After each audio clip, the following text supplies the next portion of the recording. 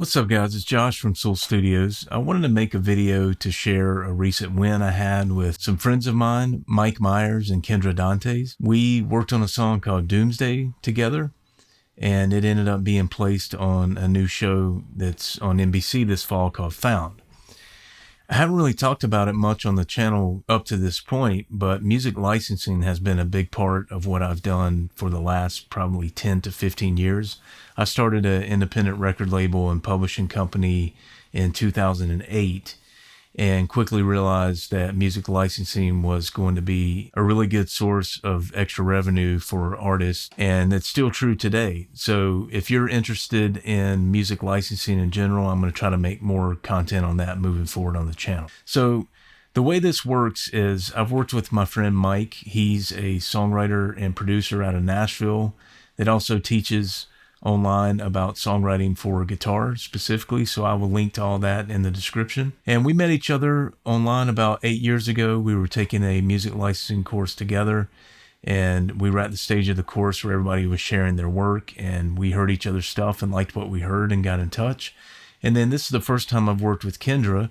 Kendra is a singer-songwriter, and working on this first song together, her voice blew me away. So the way this typically works is Mike will get a song going, he'll find a singer to work with, they'll hash out the details back and forth, co-write together, and record their parts, and then once they're done, they send it to me to mix and master.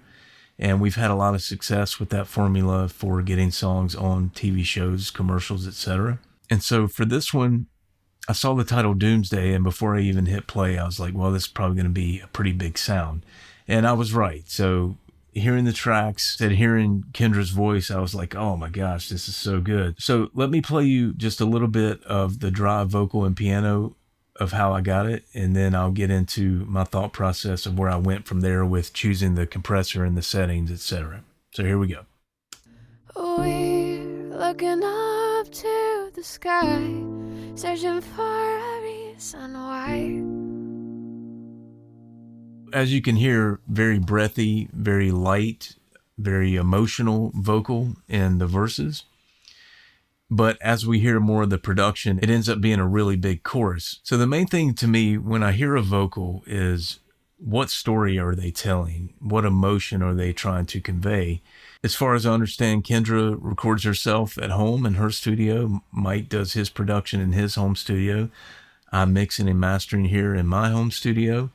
And so I mentioned that to say that if you work really hard to write great songs and you work hard to perform them well, like my friends did here, and then I always put my absolute everything into the mix and master, you can absolutely do things at home that end up being on a national platform like we had with this show Found on NBC. I hope that gives you confidence if you're watching this and you're working from home and you felt like, oh, well, I can only do a certain level, but then if one day I have a commercial studio, maybe I can do XYZ at that point. But I've done a lot of stuff out of this space here, and you can do the same. So I heard this vocal, and at the time I had a Retro 176, I had the Blackline Audio Bluey, and I had the Stam ADG, which was pretty new to me at the time.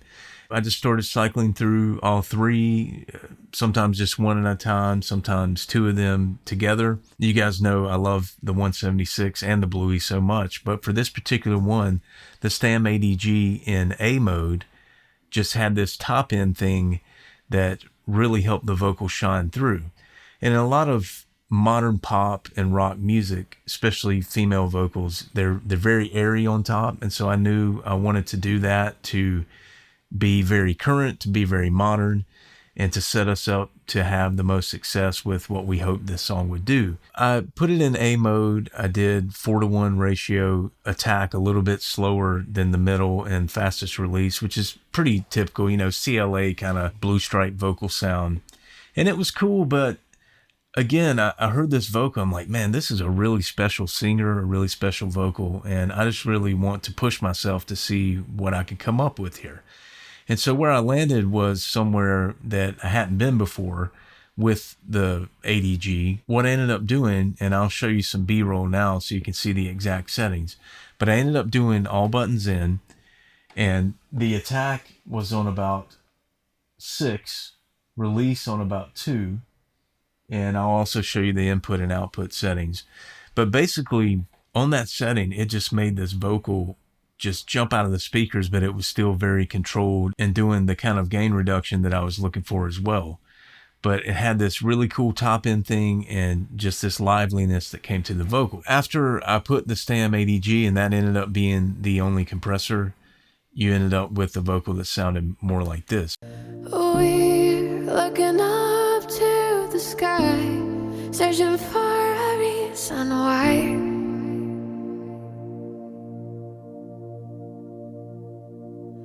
We're holding on to our hope, blinded by the smoke. But we're coming in like a hurricane, heads down in the pouring rain. We'll fight till doomsday, till doomsday, when the world's in ashes, lost to all the havoc. Raise our swords and fight till doomsday. When the earth is severed, we will not surrender. In this war, we'll fight till doomsday, till doomsday, our battle. So one thing I want to point out about that vocal in particular, a lot of times in modern pop and rock, the lead vocal sound is EQ bright, which is nice that it helps it cut through, but then it's just a multi-band compressor, and it ends up being really flat and really lifeless. And sure, the dynamics are controlled, but a lot of that stuff, it just, every singer starts to sound the same to me, because they're so compressed in the same way with the same multi-band plugins and soothe and all the other tricks that people run on a vocal, pretty much to keep from having to do any automation. And I mean, yeah, and if you're in a bind and you need to finish something quickly, it can be helpful. But I think in general, it just gives everybody a very similar sound.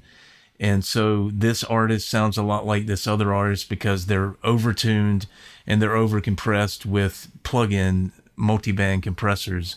And I'm getting really bored with that. I hope this will encourage you, if you do have some outboard, even if it's just one or two special pieces like the ADG or Bluey, that you'll really experiment with trying to get something that is modern and epic and fits a pop vocal or a rock vocal, but that isn't just the same chain of plugins. It just does the same thing to everyone. I don't know.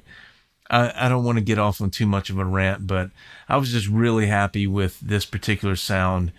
And once it landed on the show last week, I thought this would be cool to share with everybody. Before we go, under fair use, I should be able to show you the placement here that NBC posted on their YouTube channel. And I'll just commentate a little bit while we're watching this to highlight a couple of things that I think are important. So let's check it out. In the pouring rain, We found David. we'll fight till doomsday. Gabrielle. Wait. I'm So one thing to note, like, sorry. you could hear the usage there, the vocal, the song is usually going to be in the background of a scene, which makes sense. I mean, the star of the show is the show, not the song usually. So, but having that vocal be so compelling, it still cut through. And then the music editor transitioned to the instrumental there. So it's very important to give, when you're trying to get licensed, full versions, reduced mixes, instrumental stems, all that stuff. Ashes, lost to all the havoc.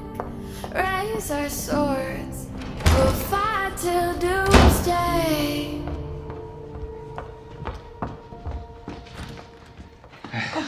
So what they ended up doing there was they used part of a verse of the full mix, and then they transitioned to the instrumental chorus, and then they cut to the ending of the song back to the full mix. But it was seamless. The editor did a great job there.